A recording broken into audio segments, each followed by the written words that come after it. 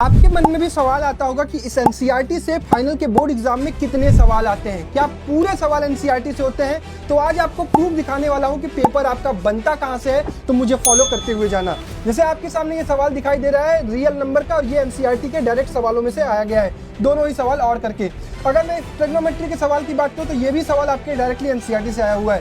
Pair of linear equation का ये सवाल अगर मैं देखूं तो डायरेक्टली एनसीईआरटी से आया हुआ है। अगर मैं इस सर्कल के सवाल की बात करूं तो ये भी डायरेक्टली एनसीईआरटी से आया हुआ है। इस area related to the circle की बात करूं तो ये भी डायरेक्टली एनसीईआरटी से एक्सरसाइज से आया हुआ है। इस सवाल की बात करूं तो ये थेल्स थ्योरम है और ये भी आपको डायरेक्टली एनसीईआरटी में ही दिया गया है। इसके बाद अगर मैं बात करूं एप्लीकेशन ऑफ ट्रिग्नोमेट्री की, तो ये भी बात एनसीईआरटी से ही पूछी गई है। अब सवाल आपके मन में आता होगा कि एमसीक्यू के सवाल कहां से पूछे जाते हैं। अगर मैं एमसीक्यू की बात करूं तो 15 क्वेश्चन आउट ऑफ 20 आपके एनसीईआरटी से ही आते हैं। अगर मैं 2 मार्क्स क्वेश्चन की बात करूं तो 6 नंबर यानी 3 सवाल लगभग आपके हर साल एनसीईआरटी से पूछे जाते हैं।